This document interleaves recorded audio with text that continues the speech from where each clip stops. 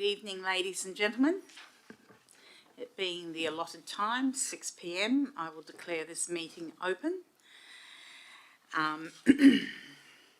So welcome to the July briefing session. Kaya Maman, Kaya Yoga, Kaya Bridie, Nanaluk, Kadich Winji Alak Nini, Nalak, Kadich Nija Bujabao, Wajak Nunga Buja, Nalak Nini, Kura, Nijie Burawan. The town of Bassendean acknowledges the Wajak people of the Noongar Nation as the traditional custodians of this land.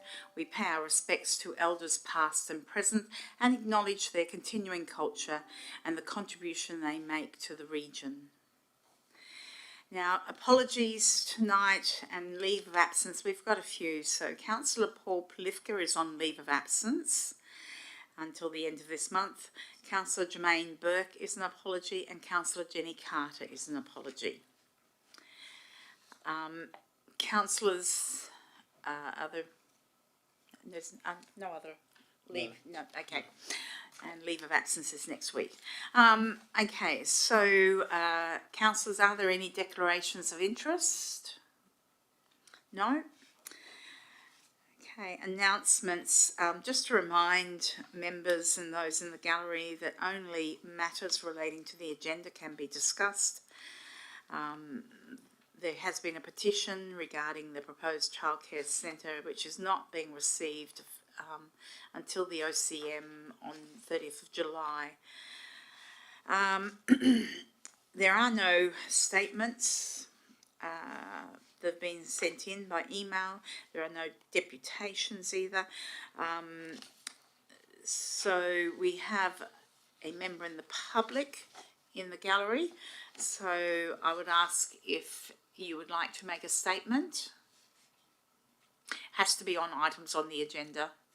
That's what I'm here to learn. Okay, thank you, sir.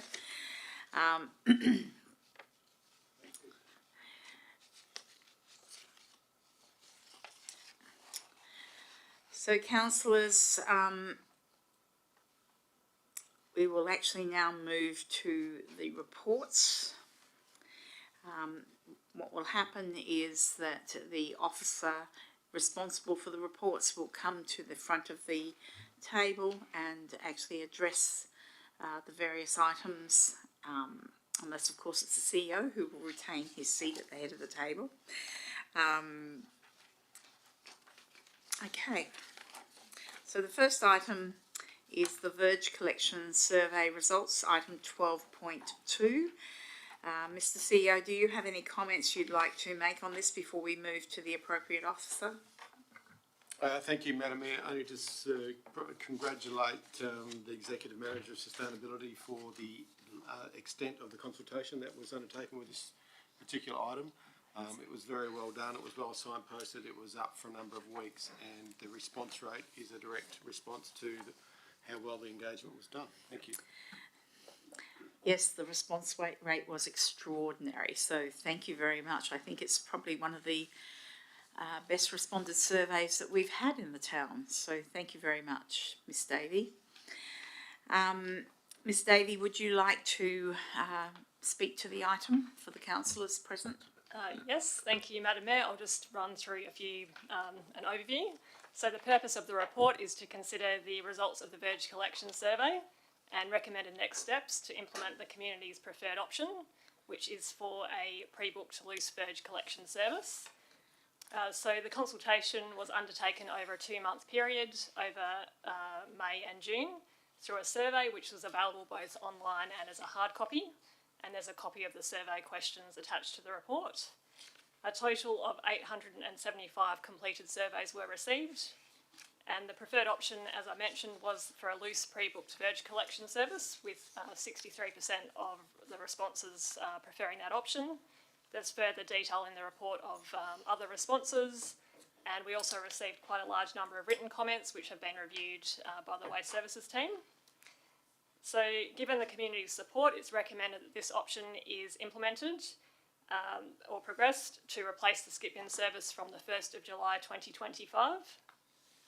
So in the previous resolution of council, which is from the 26th of March, the council resolved for in principle support to proceed with EMRC as a provider.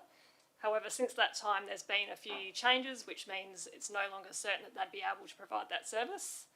So as a result, we're recommending looking at the option of a variation proposal with the current waste contractor. We've received advice that that can be accommodated through the contract, and the contract is interested in providing a proposal. That would be for a 2-year period from the 1st of July 2025 to the 30th of June 2027, and the end date would align with the maximum extension of the contract. The officer recommendation is for us to consider that and assess it against value for money, and we can compare the cost to the previous EMRC proposal, which is a confidential attachment to the report. That would be subject to the CEO assessment of value for money and it not exceeding 10% of the EMRC proposal. If there are any concerns, then the other option, or if it exceeds 10%, is to look at a new procurement process for a 2-year contract. So, councillors, before we open it up to questions, I would remind you that there was a confidential attachment. So if any of your questions relate to that confidential attachment, we will either have to go behind closed doors, put this at the end of the agenda if we need to, or you can put those questions in writing tomorrow if possible. So, councillors, I'll open it up to questions. Councillor Ames. Thank you, Madam Mayor, and through you. And I'd also like to reiterate what a fantastic response we got for what was a very important agenda item over the last couple of years. One of my questions was, do we have any demographic statistics from the information that we received in regards to ages, areas of the town that these responses have come from, so on and so forth? Through the Mayor, no, we didn't ask for any demographic information. It was a very brief survey, so we don't have that information. Okay, thank you.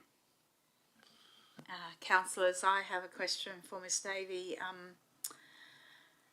Given the service is not envisaged to commence until mid-2025, I note that we're still looking at, besides the Verge Valet, we're still looking at the 3 mattress, fridge, freezer options for a household.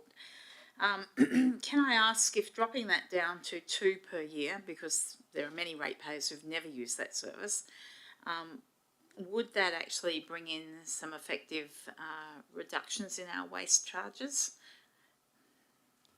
Through you, Madam Mayor, yes, that we're charged based on actual use, and if the allocations were reduced and that meant some properties didn't take up their full allocation, that would be a cost saving. Okay, thank you for that. Further questions, councillors? I actually do have one question which relates to the confidential attachment, but I'll put that in an email to you tomorrow. Thank you. Okay, councillors, if we've got no further questions on that item, we'll move on to 12.3, which is the Council Plan Quarterly Report. And Mr Woods, would you like to speak to this item? Thank you, Madam Mayor. Yes, thank you. This quarterly report is for the period ending June 30th, 2024. It is the third and final report for the 23-24 financial year and provides an update on the projects and the actions contained with the adopted Council Plan 2023 to 2033 for quarter 4. As detailed in the attachment, there were 39 actions or projects identified for this particular period. 11 have been completed, 25 are currently assessed by the staff as being on track. There are 0 that are off track. There are 2 that have not started, and 1 is assigned for a monitor and a review. The attachment provides those detailed actions in more detail, but many of the officers responsible for each of those actions are here tonight. So if there are any questions, I'm sure we can manage those tonight. Otherwise, we can provide more information via an email if we can't tonight. Councillors, questions on this item? Okay, I have a couple of questions. So if you don't mind, Mr CEO, you can direct who we'll answer these questions. The first one is item 1.2.4. Ensure the condition of sale for the Pensioner Guard Cottage and residence at 1 Surrey Street, Bassendean are met by the purchaser. Now, I think it was almost a year ago that the development application was approved by this council, and given that time is ticking along, I'm curious about if there has been further action on that development application, or that development approval. Thank you, Madam Mayor. I'm responsible for that particular action in conjunction with the Director of Community Planning. I might take on notice where the progress is at with the development application, but what I can say is that under the formal deed agreement with the Museum of Perth, unfortunately it was an oversight not to put in regular reporting requirements and milestones. So the way it's written is that at the end of the 4-year term, if something hasn't been completed as per the agreed attachment, then we may be in a position to take the property back for what they paid for, which was $1. But it's silent on any need of the Museum of Perth to provide regular updates. Having said that, I have been in contact, and prior to Luke's departure, we were in contact over a number of issues. Some of them were more operational issues, such as communities' concerns about dumping of rubbish on the driveway. So we opened up a dialogue with the Museum of Perth to deal with those reputational items. And as part of that conversation, via email and through conversation, it was agreed that the Museum of Perth would be open to providing regular updates in the best interest of an agreement where all parties are happy with the original arrangement. I haven't had an update recently, so I'll use this as an option now to follow that up and bring back something for next week. Thank you very much, Mr. CEO. The next one is 1.3.6, which is use of developer contributions to install public art in council-approved locations. I won't read out all the locations. It says here that a project plan is currently being developed, and my question is, will councillors or myself have any overview of the project plan, or is that strictly operational? I was just interested in where we're going with that. I might ask the Director of Community Planning to respond. Through you, Madam Mayor, we will most likely bring this as a proposal to the next ACE strategic committee meeting, so which is yet to be scheduled, I would note. Thank you.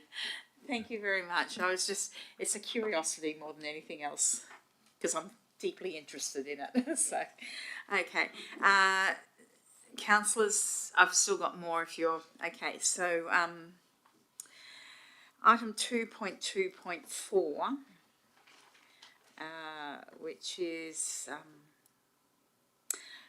service provision for youth at risk, and great to see it's on track. There's a TOB resources are being channelled into non-youth at risk, but given the changing format of the actual facility, just wanted to check in on the two other entities that utilise that facility. Sunday once a month and every Saturday. I was just wondering how that has been secured. Through you, Madam Mayor, so we've been liaising with both the Repair Cafe and the Share Library as part of the negotiations with this process. They're very comfortable with the arrangements that are being put in place, and likewise the Swan District Football Club is also comfortable. We're just reviewing the user agreements at the moment to make sure that they're updated. So for the time being, they'll continue to operate from the youth centre. Okay, that's excellent news.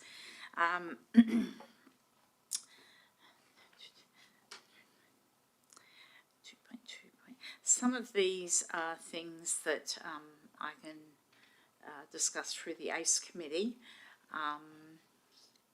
2.2.8 is thank a volunteer, noting that there's a review of the formatting underway, so just really interested in councillors being advised of how that format's going to unfold. So, because I think that's December coming up, so it's not that far away. But I won't ask you to expand on that tonight. It's just an interest in how that's unfolding. And the other one that's not mentioned, actually no, I'll discuss that another time.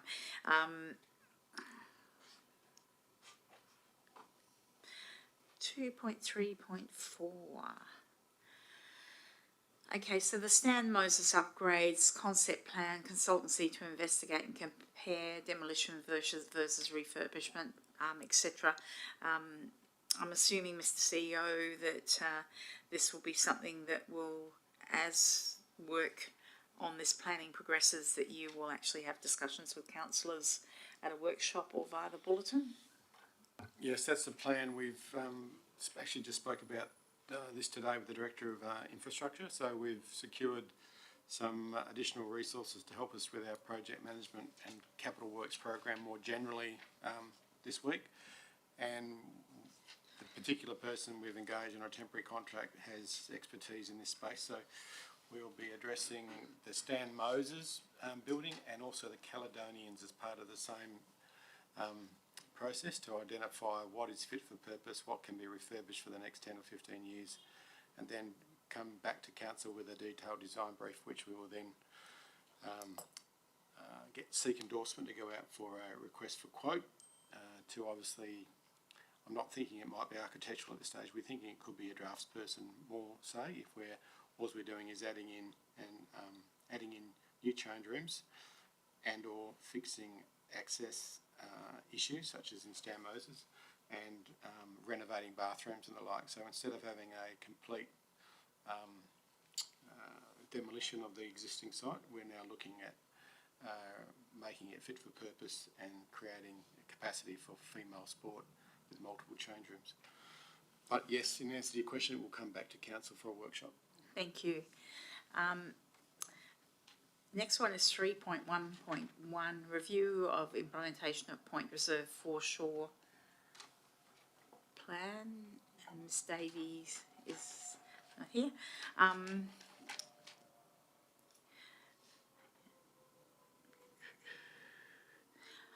I note that councillors providing feedback were interested in the scheduling of the jetty. I do understand that the budgeting included the foreshore planning and restoration, but I just don't see anything marked in here for the jetty. So I just wanted to follow up on that, but that can be on notice. Madam Mayor, I might, because I think there was a bulletin item this week as well, so Yes, you're right. I may just, it would be, given we don't have a busy agenda tonight, it may be worth dealing with it now. Thank you, Shane. Yeah, thanks, Cameron. So the town was trying to get potential funding from the department for the jetty. My understanding was the location changed when there was a survey done for, I guess, a more appropriate spot. The department came back to us last week, and as per the CEO bulletin, said that due to the cost, it falls out of their funding sort of range for the jetty. In other words, it's too much compared to the maintenance costs. So they've said that there's no opportunity to get funding through that particular source. So again, as per the bulletin, we're going to investigate potentially other sources of income to get that back on the plan at some stage. I guess the only reason I bring it up is because in the actual document, there's obviously an X for the 24-25, which pretty much relates to what was approved in the budget, which was the foreshore work. But there's nothing in 25-26. So, and that was part of the response provided to councillors, was that it would be the following year that we would look at the jetty. So that's why I bring it up. Yeah, thanks, Madam Mayor. So like I say, this year we will continue with the surveys being completed. We'll continue with the works planned for this year, and throughout this year we'll look at potentially other sources of income, and certainly keep councillors posted as we go. Okay. And then there's the opportunity to insert it into this document, right? Okay. If we're successful, yep. Yes. Okay. Okay.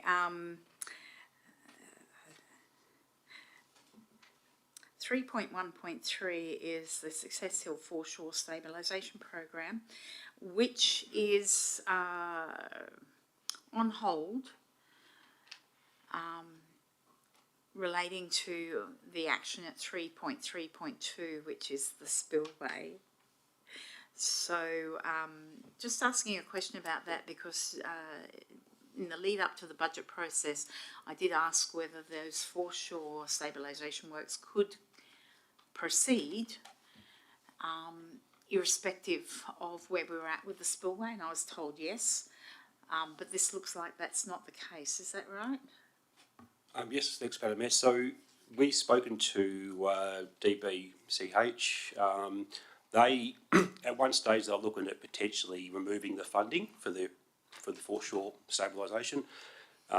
We said to them that we have got a plan to alleviate the drainage solution there. It's a different option that will take the stormwater catchment to the south, which means there'll be no impact on the reserve and the foreshore. Yeah. So they're very comfortable then to leave the money with us, the income. That would then mean we could do the foreshore stabilisation. Having said that, I still am going through the design phase of the other option around making the stormwater head south. I'll have an answer on that in the next 2 or 3 weeks. If that is an option that's on budget and has less impact on the community, we'll proceed on that basis, and means the foreshore works can occur. Okay. And also including removal of that black temporary pipe that's been there more permanently than the temporary. So Okay.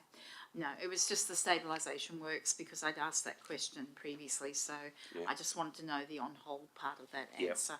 Okay. And last one, 6.1.1, which I believe would be Mr. White. So Western Power progressing design Q4 update, commercial and commencement anticipated April 2025. Just a quick question regarding the first cash fall. If this is not commencing until April 2025, would I be correct in assuming that the first cash call would be 6 months after that? Thank you, Madam Mayor. I guess the next phase in this project will be once Western Power has gone through the design, they'll provide us with a co-funding agreement that will come to council for a decision on whether or not council wishes to enter into the co-funding agreement and commit to the project. And that co-funding agreement will outline the cash call schedule. I would expect that you're probably roughly correct, Madam Mayor, in around about 6 months after commencement of the project.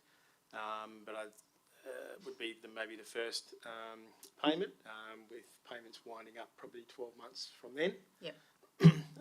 And if the project is commencing scheduled in around April 2025, subject to council resolution to enter into the co-funding agreement, we'd be looking to levy the service charge next year as well. Commence that. Okay.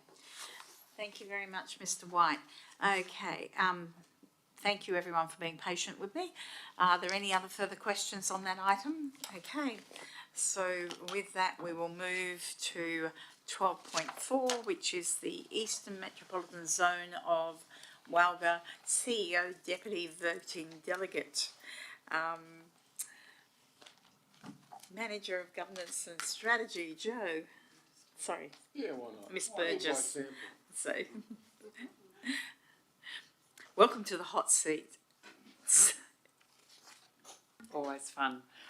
Yes, I thought it'd be appropriate for myself to speak on this one, given that it is in relation to the Chief Executive Officer being put forward as an additional Deputy Delegate to the Welga East Metropolitan Zone.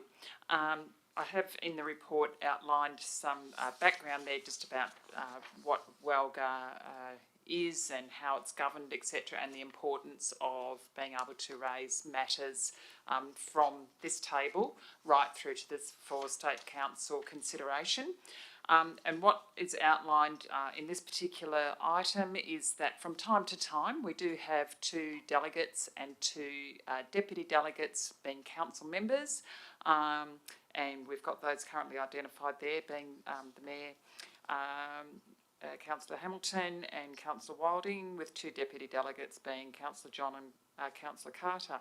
And as we can even see with this evening, from time to time it's difficult for people to get to gatherings, and the Chief Executive Officer currently attends as a non-voting delegate, and there has been a couple of occasions where there's only been one other delegate plus the CEO. This puts forward the opportunity to put the Chief Executive Officer into that additional deputy delegate role, for ease of making sure that we have good coverage for getting matters through to State Council. Thank you. Councillors, are there questions on this item? If I could just ask the CEO a question. This came about because we note that another CEO from another council has that voting power on that organisation. So I asked Ms Burgess to look into that, which is how we're here now. So thank you for doing that for me. I'm very pleased about that. So that is just how it came about. It's very unusual, isn't it? And just a quick question to follow on that. There's going to be no resistance from WALGA to have this approved? Thank you for that, Councillor Ames. During the, was remiss in mentioning that I did approach WALGA to see if there would be any problems with this matter, and they were able to inform us that it is not that unusual, because I was thinking, has it happened anywhere else? And there would be no resistance. They said it is for the member councils to determine their delegates, and we would just, so for your decision next week, part of that would be, if this was a successful motion, that WALGA would be informed and they would receive that. Yep. Thank you. Councillors, any other questions? Okay, so the next item is 12.6, which is policy review, councillor training and professional development policy, and Mr CEO. Thank you, Madam Mayor, and I'd just like to acknowledge the Manager of Governance for reviewing this policy. The policy underwent a review on really an administrative review. There was no issue with the policy per se. The amendments have been largely cosmetic in nature, with some branding, bringing it up to date with the current branding of the town, and some of the other amendments which are outlined are the title of the policy has been changed to Council Member Continuing Professional Development Policy to more clearly reflect the legislation and our contemporary references. There's an enhanced introductory statement and grammatical changes. There's a new section 1, Councillor Member Induction, which was previously missing, but we saw the opportunity to include that. Further clarity has been included under section 2 under mandatory training to outline what exactly is mandatory training for councillors as per WALGA and the Act, and some other minor clarifying information under accommodation. So there has been 2 copies, I understand, which is our practice, to provide council with a track change version as an attachment and a clean version, so you can see whether there's anything untoward. And I request that you consider that, and happy to take questions, either myself or Joe here tonight. Councillors, just a quick question.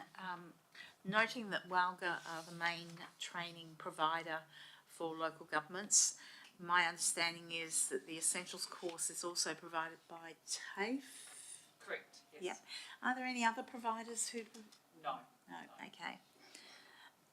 So from a value for money aspect, is that ever reviewed by the council every so often, just to ascertain the best provider?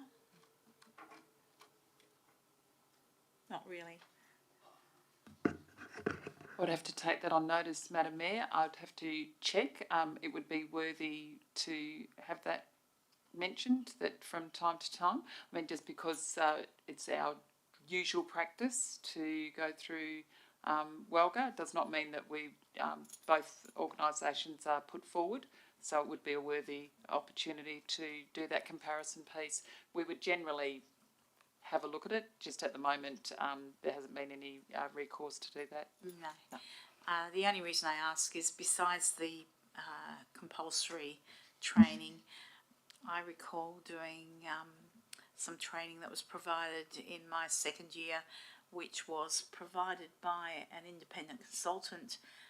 So that's why the thought occurred to me that potentially there might be some of these courses that could be offered elsewhere and providing value for money. Anyway, moving on. Councillors, any other questions? Okay, so we now move on to a policy review 12.6, which is standards for CEO recruitment, performance and termination. I didn't miss one, did I? No. No. Okay. Once again, Madam Mayor, considering that this does reflect some matters, all reflects the matters concerning the Chief Executive Officer, thought it appropriate that I speak to this item. Once again, this is a regular review process that we're undergoing, so thus this evening we do have quite a few policies, and as we've stated in here, we just needed to undertake an administrative review, and once again, not unlike the previous policy presented, there's just been some matters attended to with the branding, some regulatory references referred to in the objectives. Once again, that elected member changed to council member throughout the document. Some minor formatting. At 1.12, we do include a certification of compliance, just so that it is in line with legislation. There was a deletion of 2.6, which previously related to, you'll see in tracks, changes to assessment criteria. This was considered for deletion as those assessment criteria may change during the life of the policy. So that's there for consideration, and an inclusion of 2.9 endorsement. It is a lengthy policy, however it is very comprehensive, and there was not a need for comprehensive change from the previous policy. So open to questions, Madam Mayor. Councillors, are there just a question on clause 2.10, CEO to be notified of results of the performance review after the town has endorsed a review of the performance of the CEO under clause 18. It must inform the CEO in writing of A, the results of the review, and B, if the review identifies any issues about the performance of the CEO, how the local government proposes to address and manage those issues. I just had a query there in that it says the town is inferring that the town will inform the CEO, and wondering if that should be a designated person. In other words, should the mayor inform the CEO, or should, the human resources officer inform? I just want to know whether it should be a designated person or person in a role that actually does that informing, because I could see that, I don't know, perhaps being left and no one knowing who's supposed to do it. You bring up a very credible point, Madam Mayor, and I think it would be, given that it is the council process, we could either we could consider next week putting, for a change, putting in the mayor or the council body. So, yes. I know that in the past, as mayor, I have been asked to write informing. So that's why I'm aware that is something that exists. So I just wanted to raise awareness of that and understand what the process would be. So if you're happy with that, I am as well, so. Yeah. Okay. We can place that in there in red for your reference for next week's meeting. Okay. Madam Mayor. 1.12.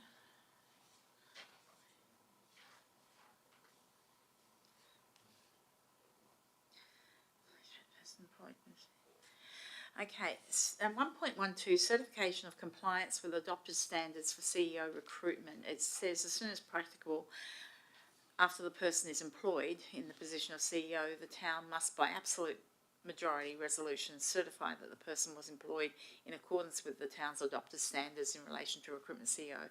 The town must give a copy of the resolution to the department CEO within 14 days after the resolution is passed by the town. Again, same question. It's generalising, saying the town, so I just wanted to know whether that is, well, okay, the other question too is, when do you actually notify after the CEO's been appointed, or when the CEO commences employment? It was a bit ambiguous for me on that one as well. Thank you for bringing this to the attention, Madam Mayor. This is drawn directly from the legislation, Okay. and Business. that does not mean that we need to stick word for word for it, because if it is unclear to those that are undertaking the process, I think clarity is worthy. In this particular instance, particularly under 2, the town, we could put that as ensuring that yourself, because it would be either yourself or the manager of human resources that would do that. I'm open to your suggestions on that one. If you want to just think about it and tell us during the week, I'd be happy with worries. that. It was just a curiosity question on my part, because I wondered, when you say the town, Yes. I wondered who would be the responsible party for that. So thank you for that. No worries, thank you. Okay, councillors, do we have any further questions on this one? Okay, so we move to 12.7, new policy, payments to employees in addition to contract or award policy. Mr Woods. Oh, thank you. You give me all the best ones, Madam Mayor. So the purpose of this report is for Council to adopt payments to employees in addition to contract or award policy outlines in the report. Now, I was not aware that we were required to have one of these, so a review of our policy has picked up this has been a shortcoming, and I don't think it'd be the first local government that doesn't actually have one. So legislation says that we must have such a policy, and we currently don't. So this policy has been modelled on some other local governments, and we now consider that it meets our requirements and the legislative requirements. The contained policy addresses the circumstances by which we would use the policy and the manner that any additional payments would be paid to employees that are finishing up with the town of Bassendean. And probably importantly to note, this policy is not for the normal run-of-the-mill situation where somebody retires after a certain level of service and we pay them their award entitlements. This is over and above what would be normal end of employment. And the things that this policy covers are things like if there's illness or impairment and we need to come to some arrangement because the person can no longer undertake their role, and it's in our best interest to move on and obtain somebody in the role that can meet those requirements. Whether there's issues of poor performance and conduct, and it may be better to have a payment arrangement rather than going into a lengthy legal battle with an employee by mutual agreement. So that's just some of the reasons that we would use this particular policy. Happy to take any further questions. Councillor Ames. Yeah, thank you, Madam Mayor, and through to Mr Woods. Just your couple of examples here, obviously in the policy regarding illness or impairment or poor performance and conduct. Do we not have insurance policies that can assist us with that? And is this coming out of the town's unbudgeted finances, or I suppose liability bank that we have as a reserve, or would we be able to look at some sort of insurance claim? Obviously, we've got to take this on every item as it comes presented to us, and hopefully we don't have to do that. But would you have any other sort of information where you may have had some sort of example in a previous local government where this has come out of our back pockets instead of through insurance policies? Yeah, so look, the beauty about this policy, if we have one, is it's delegated to me within those guidelines. Otherwise, this would have to come back to council on every occasion, and sometimes that would be not in the best interest of it if we're negotiating a difficult arrangement and we need to wait for a council meeting to have something endorsed. One example I can give is my previous involvement with issues around fair work, and where you've separated or terminated an employee based on performance. They have an obligation within 21 days to go to Fair Work and go, well, I don't think they've done it in fairness, so I want to go to mediation. So it would mean that when I'm in mediation, that at least I have the council's approval to provide the additional payments up to what's in this policy without having to get a council report. So mediation normally happens on the day, and the person that's authorised to mediate has the power to make an offer to settle it there and then. Otherwise, it's another mediation process. So that's probably the most common example that I can think of in that situation. So you are basically authorising me to make the best decision for the town about an employment arrangement. Thank you, Mr. Woods. Just to follow up on that,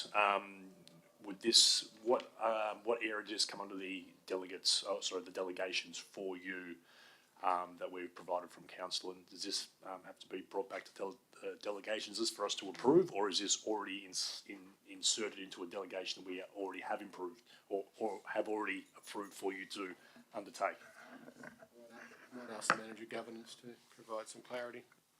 So thank you very much for the question, Councillor Ames. This doesn't come under the delegations register per se, where there is a policy in place that assists you as far as guidance. This comes out of the Local Government Act 5.50, which provides the framework, and what they ask within that piece of legislation is to provide the under what circumstance and how. And so this is about getting that guidance, and thus the delegation to the policy is a delegated piece.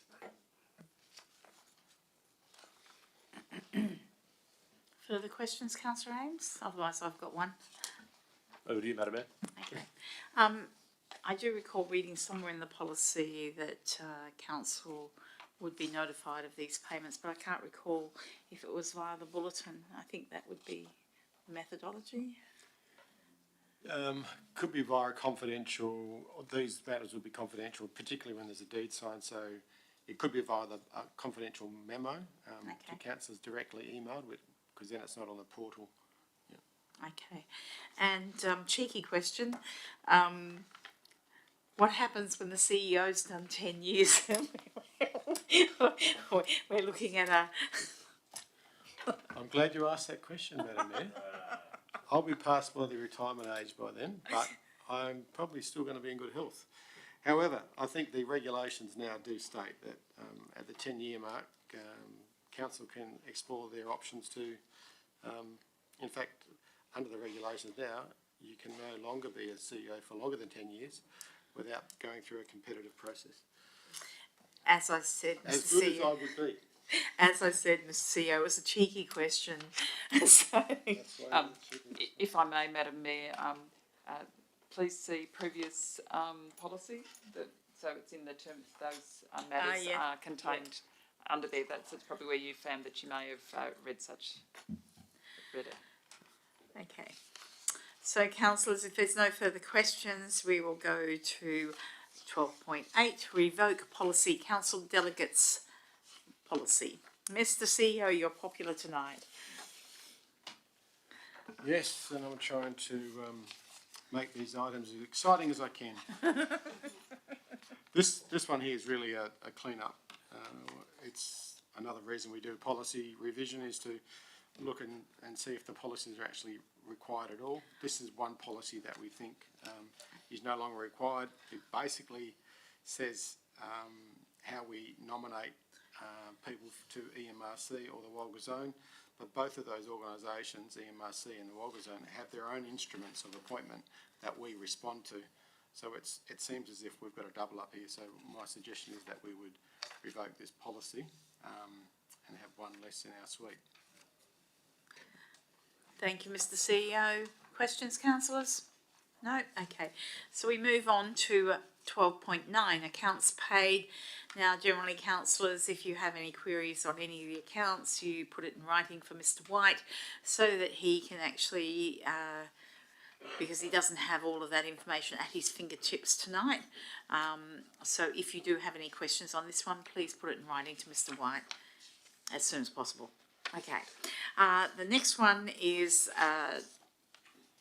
12.10, which is the monthly financial report, which is not yet produced. It will be in next week's documents. So then we go to 12.11, which is the request for tender, turf maintenance and grass reduction services. Director of Corporate Services, Mr. White, unless the CEO has anything to say about this one. Director of Infrastructure, Sustainability. Oh, No. Mr. White. Mr. White, I didn't know he was good at lawn mowing, but it's a tender. yes, I know. But I might also ask the Infrastructure Director to add some value to it as well. Thank you. Thank you, Madam Mayor. Lawn mowing is now grass reduction services. He might know a bit about lawn mowing.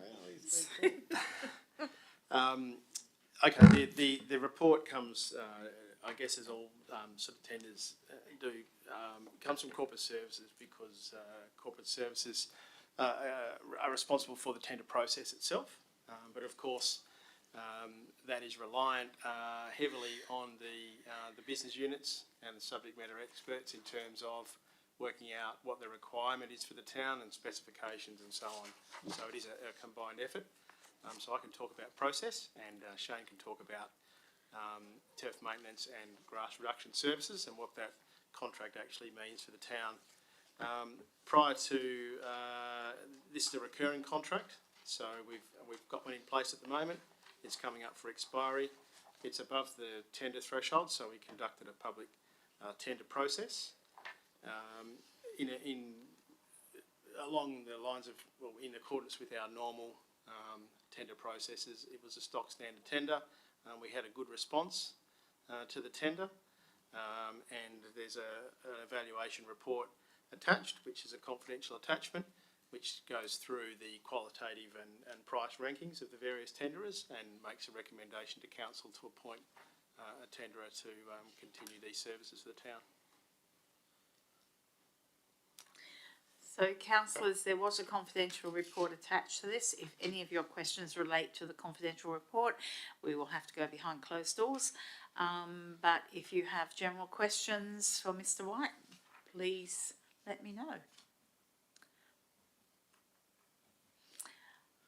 I think that's it. Thank you, sir. Thank you, Madam Mayor. Madam Mayor, can I just ask the Infrastructure Director to say a few words around some of the changes and what this report will mean to council? Thank you. Phew, I was dying to say something. Thanks, Cameron.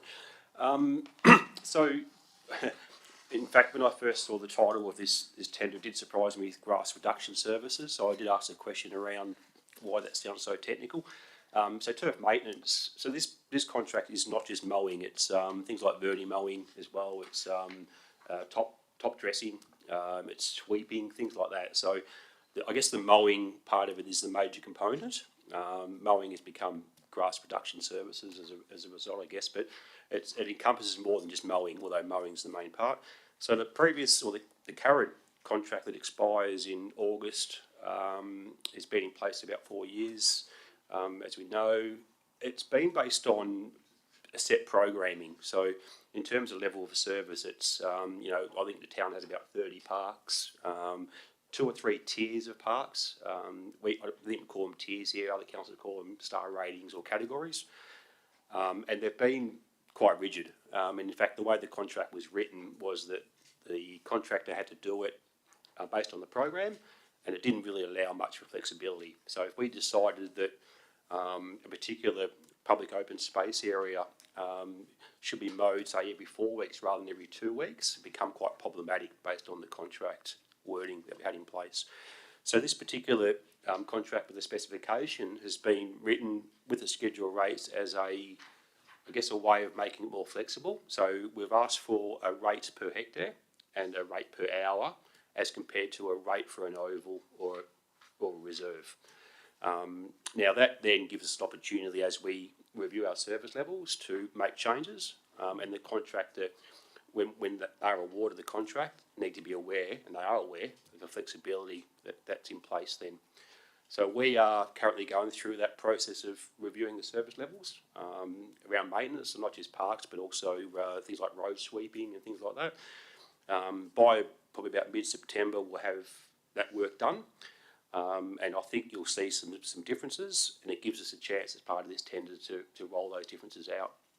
But it's really around flexibility, adjusting with weather, seasonal, even to a point where I think Jubilee and Ashfield in particular have different sporting codes in these areas, especially Jubilee.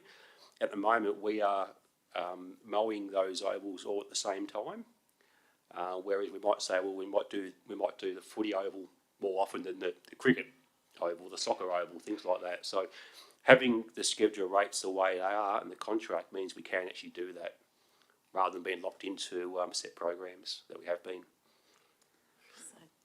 Thank you. Thank you. I look forward to a reduction in grassed areas so that we can actually have less mowing and more plants, but never mind. That's just my aspiration. Yeah, and I've probably failed to also comment. We are doing quite a few verges at the moment throughout the town, which has been a sort of a historic thing that we've done over the years. We are looking at whether that's actually appropriate going forward. I personally don't think it is, but there'll be some work around how many verges we are doing, why we're doing them, what's it costing, and that'll also come out as part of the service review in September. Thank you. Maybe that leads the way to more verge transformations. Thank you. Okay, unless there's further... Councillor Ames. Thanks, Madam Mayor. I do have a few questions in regards to the confidential attachments. So obviously, if you want to wrap up what can be spoken about in public, we can go behind closed doors at the end. Okay. We've got the two notices of motion. We can deal with any questions for those and then go behind closed doors. Okay. So we'll leave that item in abeyance for a little bit. Councillors, I've got two notices of motion before you. 13.1, which is advocacy for legislative reforms to counter land banking. Both these motions are to be submitted, pending your approval, to the 2024 WALGA conference that will be held in October. So if you have any questions on the first one, happy to take questions. Okay. So we then go to 13. I will ask the CEO. Mr. CEO, you appeared quite comfortable with these notices of motion. You didn't want to add anything, or you do want to add something? No, Madam Mayor, I made the comment I made on the reports as written, that they're both very sound and they're aligned with our strategic alignment around financial sustainability and continuous improvement, I would call it. So I think both of these notice of motions address issues which cost our ratepayers money, and we're trying to address it through advocacy. Okay. So the second motion is advocacy for expansion of differential rating to include long-term unoccupied commercial buildings. In the Northern Territory, this is called the Property Activation Levy. So again, councillors, if you have any questions on this one. Okay. So with that, councillors, we will go behind closed doors. I would like to thank the member of the gallery, the resident who has come along to this meeting. Unfortunately, we're now going to deal with a confidential item, so I will politely ask you if you would like to depart the meeting. I'll just politely say thank you, everybody, and goodbye. Thank you, sir.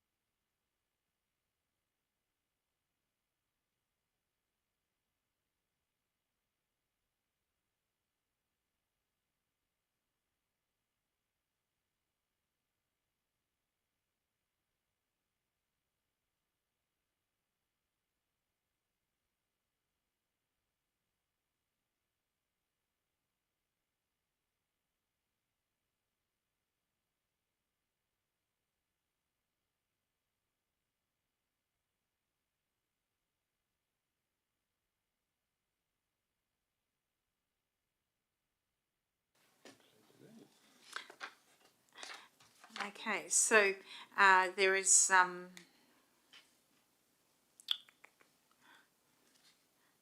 okay. Are we recording again? Yes. Okay. Okay, so the next ordinary council meeting agenda will be held on the 30th of July, commencing at 6 p.m. There are no matters for which the meeting will be closed, but we did close the meeting anyway. And I'll declare this meeting closed at 7:04. The next briefing session next month will be held on Tuesday, the 20th of August, commencing at 6 p.m. Thank you, everyone, for an efficient and very smooth meeting. And thank you, staff, for providing comprehensive responses to our questions. Okay. And we'll wait for the recording to be turned off.